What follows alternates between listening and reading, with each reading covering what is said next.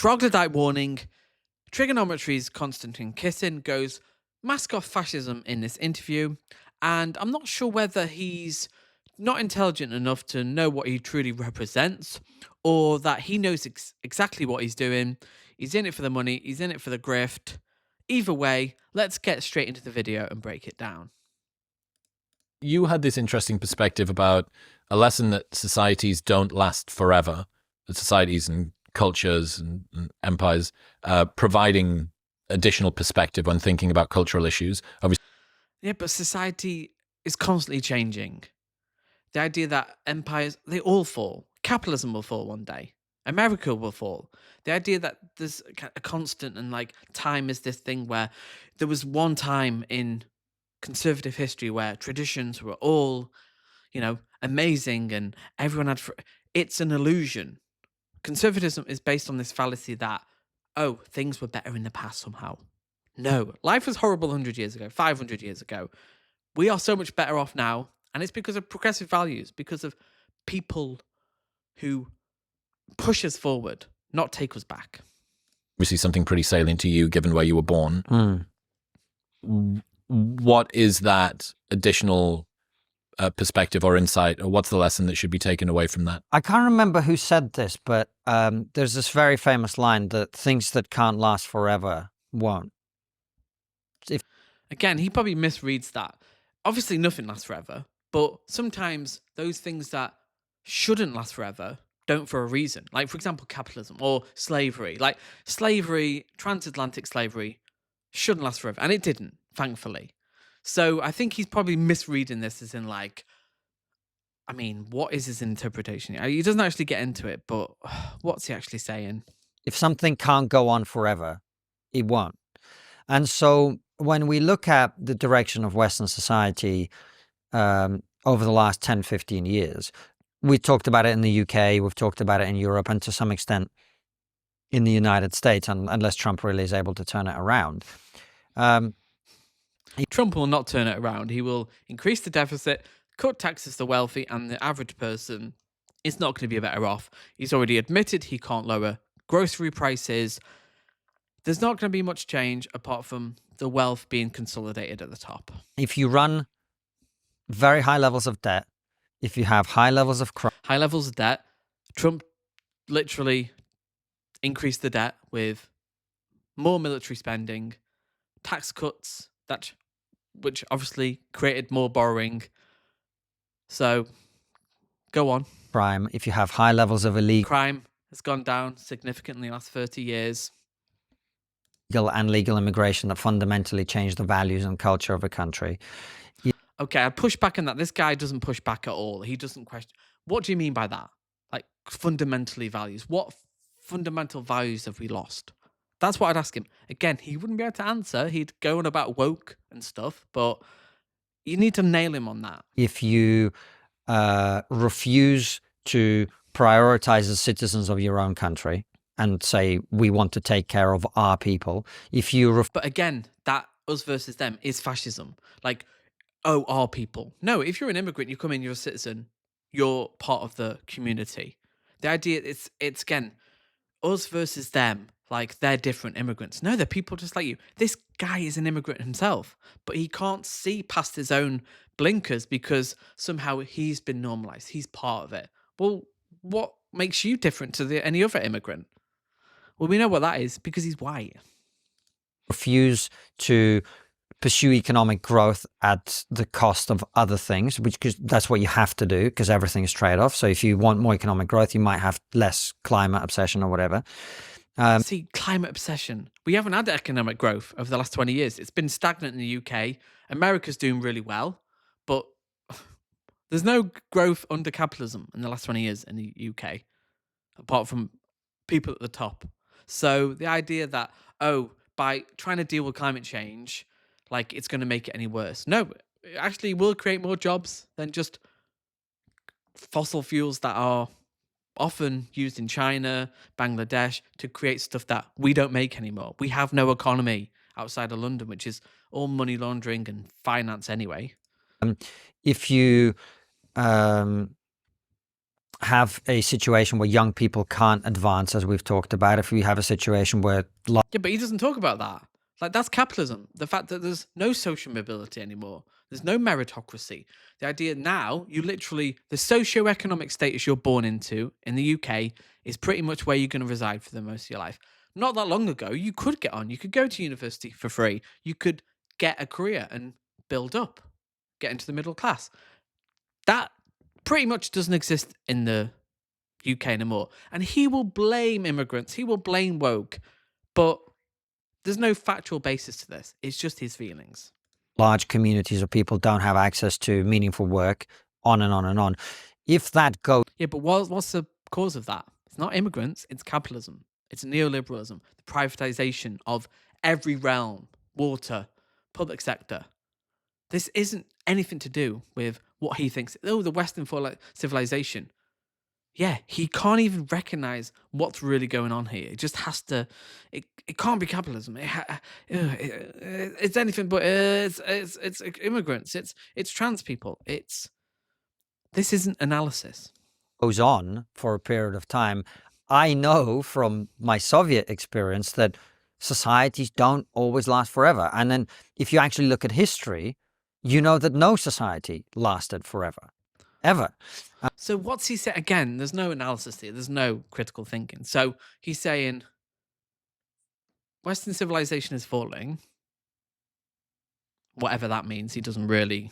It's very vague gestures to like transness and immigrants. Doesn't talk about real stagnation of the economy caused by capitalism and consolidation of the wealth and inequality, massive wealth inequality. Doesn't talk about that very conveniently. But what's he mean? So he's acknowledging it's inevitable that every civilization does fall. Western civilization as we know it will one day, 10, 100 years. But there's no coherency here. All civilizations fall. Oh no, ours is falling. Well, it's inevitable. It's going to. Capitalism will fail. The Western civilization is going to fall. What the hell is he talking about? So when things are bad and continually so and keep getting worse, and this is maintained over a period of time, and on top of that, you're told actually this is the right way to go. What does he mean by that? It's so vague. Be specific. Give a specific example. Because again, he won't talk about economics because he can't, because capitalism, we live in a neoliberal capitalist world, so he can't criticize that. So he has to do the cultural war stuff and be like, it's trans's problem. It's immigrants' problem. No, they are not causing the problems of our economies. The stagnation in the UK of the economy. It's finance, it's lack of investment, it's tax cuts for the wealthy, it's consolidation of the wealth inequality massively. Outside of London, the UK is as poor as Mississippi, the poorest state in America. This is an inequality problem. He will never talk about it though, because it's not in his interest. He is part of the kind of establishment. He supports Trump, Elon Musk, Nigel Farage. He is part of the establishment. That's why he can't question the economic establishment. It's not unreasonable in that situation to say, well, if we carry on going in this direction, this is going to end. What does he mean? This guy can't push back because, again, he'd have to actually give specific examples, which he can't. So, what does he mean by this? Always vague gesturing, Badly. doesn't it? Now, at the same time, people like me who make this point often get accused of like scaremongering and whatever, and it's true. Like I remember in the 90s when I was talking to my dad about my job prospects, he was like, look, definitely don't be a lawyer because on current trends by the year 2000, everyone in the world is going to be a lawyer. Now, surprise, surprise, not everyone in the world is a lawyer. And so societies do change track over time and people change track over time. But it's the job, I feel, of people like me who've had that experience of knowing that society doesn't last forever to remind people. Everybody's experience is that. What the hell is he talking about? He is saying nothing right now. He's like Jordan Peterson and a lot of these right-wing demagogues, says a lot of words without any substance. So change is inevitable. Cultures, societies are constantly changing. Life 30 years ago was not what it is now. In 30 years' time, it will not be the same. Great. Thank you for that. Very enlightening. very enlightening. That is, isn't it? That like so all our civilization is like a big Jenga block. Like you can pull some out and it will stay standing, but if you pull all of the cores, What? Pull what out? Again, he can't gesture it because he has to go. He's just going to go into his typical trans stuff, trans ideology, CRT, and immigration. Pull what out? Be specific. Again, this guy can't push back at all because then we have to have a real conversation. It would be nice to actually have someone push back against them and go, actually, how do we tackle the real problems of the economy? bits out, Yeah. it is actually capable of collapse. This isn't guaranteed to last forever. It's one of those people that God, obviously, nothing lasts forever. Such a basic point. And again, they have to say this because they can't actually tackle the real problem of inequality, capitalism, billionaires, consolidation of wealth. He will never touch this. takes their relationship, their significant other for granted Yeah. over and over again, and they don't do the things that need to keep the relationship on track. And then one What day, does that mean? Again, this guy's even worse, making no points. What point do you think you're making here? Again, relationship breaks down, Yeah. and that person leaves them. And I get it. You know, the vast majority of Western citizens are, historically speaking, very passive, very, very unwilling to revolt, very unwilling to engage in violence, very unwilling to overthrow the government, very comfortable by. I mean, that's a broad generalization. For a lot of the 20th century in the UK, you did have the trade union movements that started in the early 20th century with Labour. And then you had quite active communists throughout the 50s, 60s, 70s, up until the 80s. So the idea that people weren't, revolutionary, actually they were. It's only really recently since Thatcher broke the unions and emasculated the unions in the mid 1980s that people have been pliable. And that's because of neoliberalism, where the project of individualizing problems, where people don't see broader political problems or broader political solutions to their individual problems. It's all like, oh, if I'm depressed, I have to, take antidepressants and pull myself up by my bootstraps. Whereas not before that, we would see broader problems or individuals as broader problems. Not everything would be down to the individual, which puts a lot of pressure on people to, that's why people are depressed, because there's so much pressure on the individual to be successful, to succeed, to be this certain image of success. That's why people are miserable. Comparative standards to previous centuries ago, where it's literally like, well, I could die tomorrow of disease and hunger, starvation, because you're not looking after me, or I could try and overthrow you. Like, what do I really have to lose? Yep. Most people in the West are not like that, and so the people in charge are very insulated and protected. There's a level of comfort that sedate. But there isn't a level. I mean, for these guys, there's a level of comfort. But for a lot of people, there isn't. They are struggling to feed their children. A lot of kids are in poverty. But it's just because there's just apathy. They like a reflexive impotence where they feel like they can't do anything. That's the thing. You're not like, oh, they're just passive. I really don't like that. And again, he claims to be for the working class, and questions like how the left don't care about the working class. To say that they're passive, no.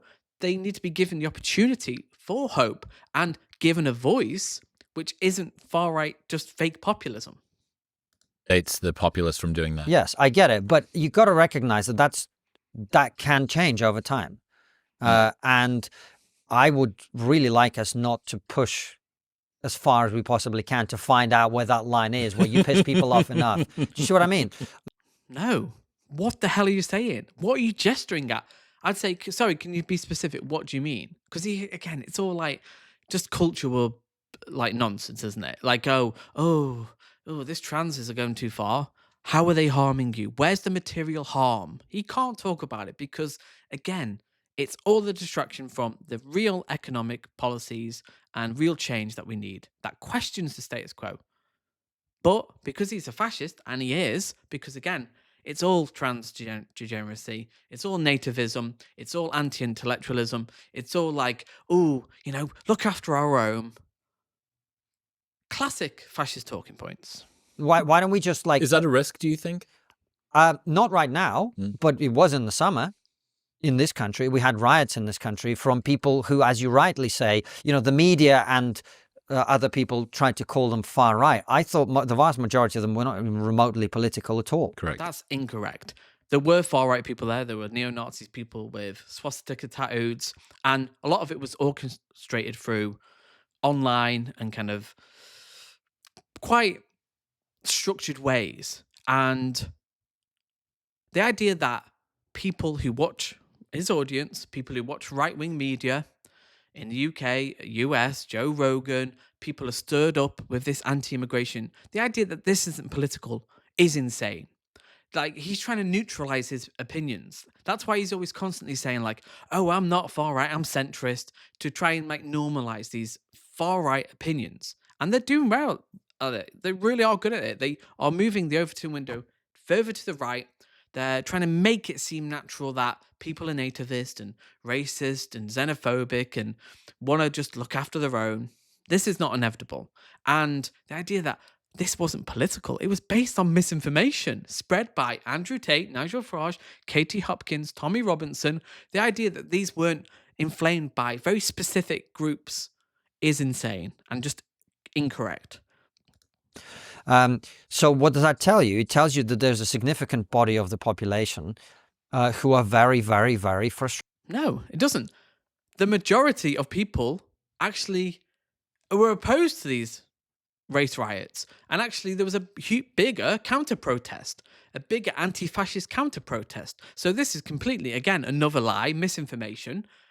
The majority of people don't try and set hotels on fire containing migrants. They don't throw bricks at the police about misinformation about a murderer. So they do not represent majority. He has to lie about this because, again, he has to seem like this vocal minority are bigger than they are. But it's truly not. I mean, Reform would have got more than 4 million votes if they were, which is pretty much what UKIP got in proportion in 2015, about 13-14% of the vote. So it's a pretty stable amount of people. There's some kindling there. Yeah. The kindling is undoubtedly there. And by the way, not just among... No, it was misinformation. That's the only kindling we're having, is people like this who spread misinformation. That's the kindling. They have to lie. They have to be racist. They have to sell racist lies. That's the only kindling here. Otherwise, this was a tragedy that has nothing to do with immigration. The guy was born in the UK. Nothing to do with immigration.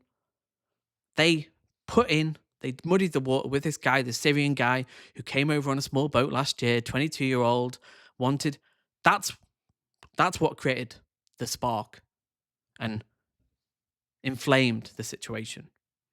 Among those people, you saw from the Muslim community the feeling that, like, well, we got to go and tool up and be in the streets to defend ourselves. Now, you have those two forces rising at once. It's not a good outcome.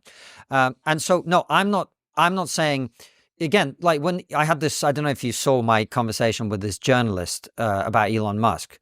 It's a recorded conversation with him trying to interrogate me about why I agree with Elon that civil war. It's a video. I like that. The language he uses, interrogate. Oh, ask questions. I mean, is that an interrogation? Like, he's just letting you say just nonsense here. No pushback, but asking questions is interrogation. On our channel, it's done crazy numbers because he's trying to.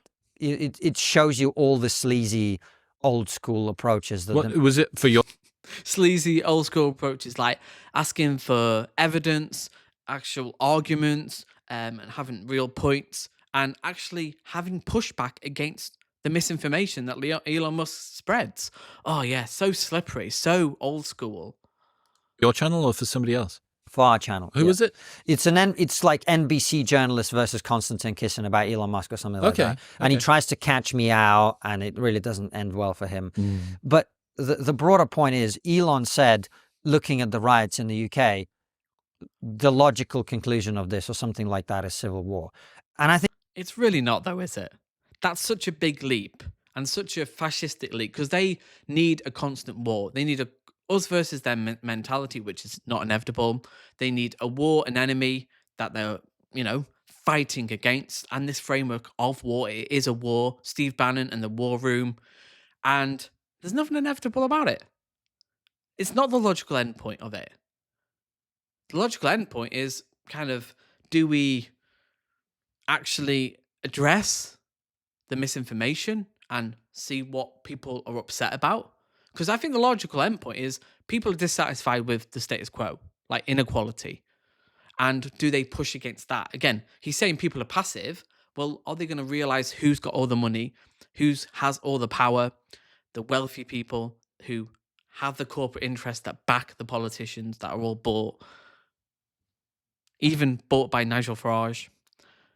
No, he can't have these. He can't talk about these because, again, he just wants to fight the culture war and say, oh, it's inevitable. There's going to be a civil war. No, there's not. There's not going to be a civil war. Again, how would that play out in the UK? There's going to be a civil war between Muslims and white people? Really? No evidence for that either. I think he's right.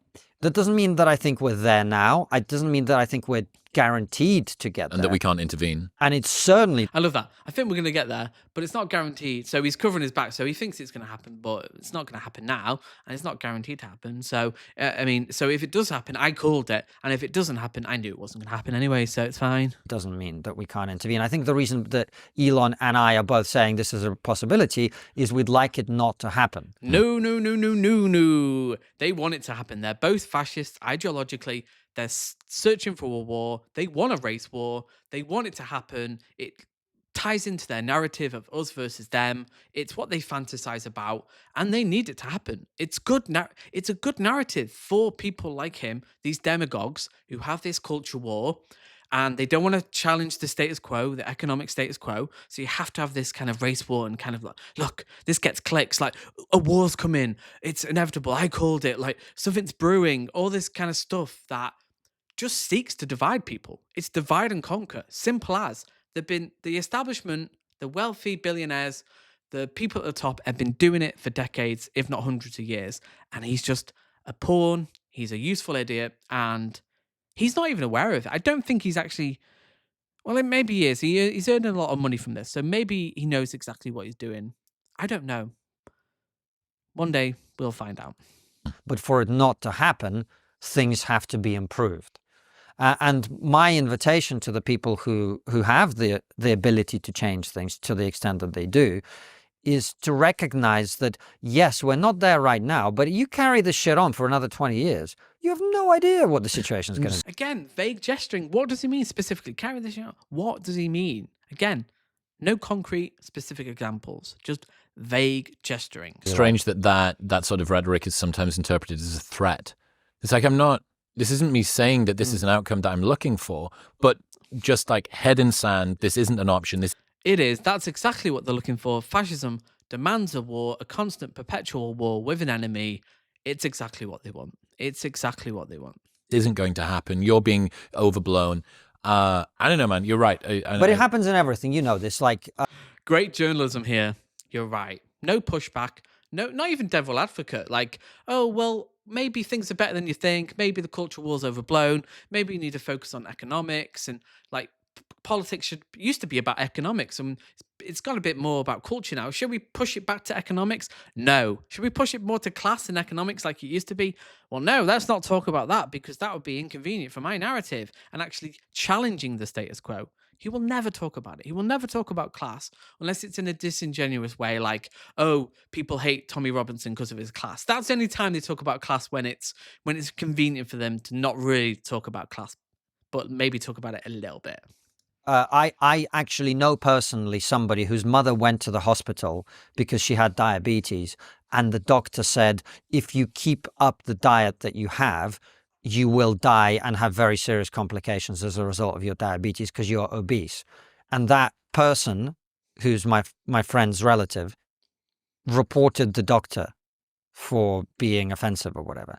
Or whatever. This didn't happen. I guarantee he's making this up.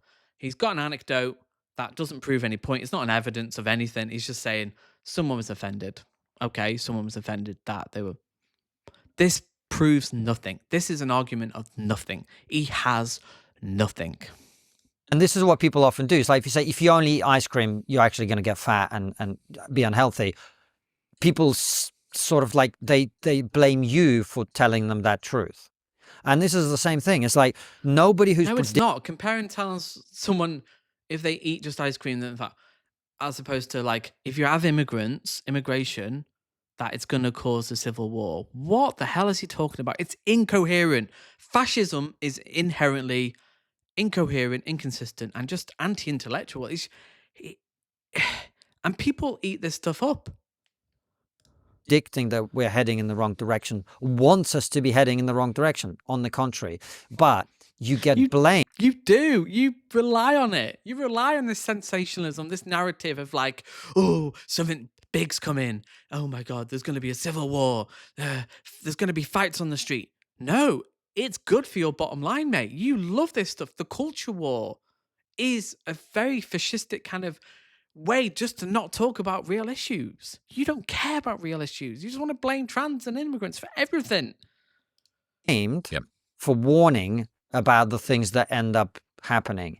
And it does There was nothing inevitable about the UK riots. It was the misinformation that caused really people to rise up. Without that, I don't think it would have happened.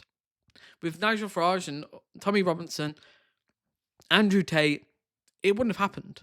People would have, let it happen, kind of investigation happen, but people throwing around misinformation, it riles people up. And this is exactly what he's doing now. He's part of the problem. doesn't make any sense to me. So just to be clear, I want the West to be prosperous, successful. I want it absolutely, unashamedly, to be the dominant civilization in the world. I don't want any of this Again, multipolar bollocks. Yeah, because he's hegemonic. He's a fascist. He thinks somehow there's an exceptionalism to the West, like, oh, it's the best. It should be dominant. I'm sorry, it's not. China is more dominant economically than we are, the UK. We rely on it massively for pretty much most technology. A lot of stuff, pretty much most of stuff, in a way, is made in China. Even the clothing it's a lot, let's just say.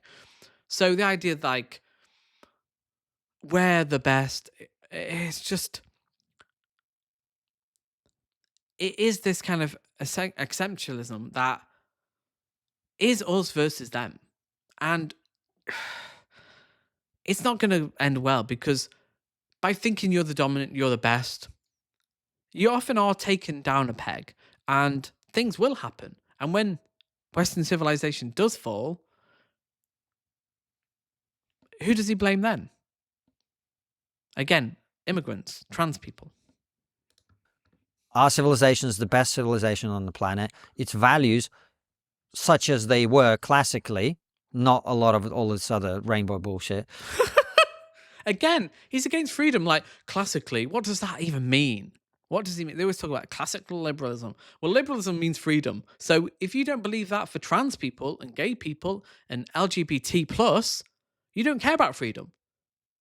So that for rainbow, no. So people shouldn't be free to express themselves in whatever gender, sexuality. Again, his is the anti-freedom argument. The idea that this narrow version of humanity and what it means to be a human. Very fascistic. But again, they kind of veneer it in this like, oh, I'm just a classical liberal. I'm a moderate. No. Are the right values. They're the best values human beings have ever come up with. Freedom in every form. Freedom in every form, but not freedom of movement for people that are brown. Not freedom for trans people to express themselves in however they choose, as long as they're not harming other people. Freedom for people to have different opinions that aren't as narrow as this version of humanity and this us versus them dynamic. He doesn't care about freedom. Liberty, the capitalist model, which has The capitalist model, yeah, freedom, but anything other than capitalism, no, it has to be. Well, is that freedom? Well, yeah, capitalism best. Well, what if people want something different? No. They don't. You can't change that. There is no alternative. areas that need managing carefully, but broadly speaking is about unleashing the talents of human beings. And No, it hasn't done that. Again, social mobility is pretty much stagnated. You are born into a certain socioeconomic status, you stay in that. I'm sorry, especially in the UK. America's a bit more meritocratic. You can actually get on there. But even in some cases, if you're in poverty, if you're black, certain races, ethnicities, it is harder. So let's nip that in the bud that capitalism is working for the majority, because it clearly isn't. rewarding them for cooperation. Um, and all of these other things that we've developed over time. Again, vague gesturing. You can't be any more specific than that. Just other things, because all he ever talks about is capitalism, money, making money, and freedom of speech, i.e., freedom to offend and just spout nonsense, misinformation, lies, stuff not based on evidence. But he's a freedom of speech warrior. They are the best values. I'm not saying we have to go and impose them on anybody else. In fact, You kind of are, though. If you're saying they're the best, you kind of are saying, like, well, if you don't agree with these values, you're rubbish. Like, we're the best. You're not the best. So you kind of are implicitly saying that, actually. that's not how freedom works. People have to buy into it. And But what if people don't buy into it? What if people don't buy into your narrative? Which most people don't, by the way. We have to take it. We have to take capitalism. We have to take your non-woke agenda, that kind of the culture war. No, we don't. Most people are sick and tired of the culture war, driven by people like you, Konstantin. so, I'm not into going and bombing Iraq into democracy, bombing Afghanistan. I'd be interested. Maybe he was a bit liberal 20 years ago. I'd be interested to see if he was for the Iraq war in 2003. I'm sure he probably was a bit more progressive then. So Into freedom, because clearly it doesn't work. But our civilization is the best. Our civilization needs to be strong. it's the best. What is he saying there? Like the idea that somehow our values are unique. Like plenty of other cultures have freedom of speech, and there's plenty of good things about Eastern culture. I mean, collectivism. There's great things about individualism. The idea that it's just such a narrow view of the world that, oh, we're the best because we're white and there's a lot of our values are just based on luck. Like we have these advances often because of climate and geography. Like especially in the UK, we're a tiny little island. We built boats and we had a very advanced empire. That was pure luck in a way. If we were, a bit hotter as a country, we wouldn't be able to grow the oak trees that built those ships. So it's somewhat arbitrary, and it's just fascistic talking. Like, oh, we're better. Because again, he's saying we're better. Like it seems like it's about values. No, he just thinks we're better. He just thinks they're better than the brown people. Confident, prosperous, and united. And that is very fun. Again, united. We disagree. We're not united at the moment. We're very polarized. And the idea we have to be united with your values. No. People have always had different values, a plurality of views. This is natural. This is a democracy. This is true freedom where people do disagree. And we have, hopefully, debates based on evidence. But he doesn't want to do that, especially with not economics. He's not even mentioned economics. Far from where we are. And that's the goal I'd like us to be working with. So when I say we're heading in the wrong direction, what I mean is let's head in this direction instead.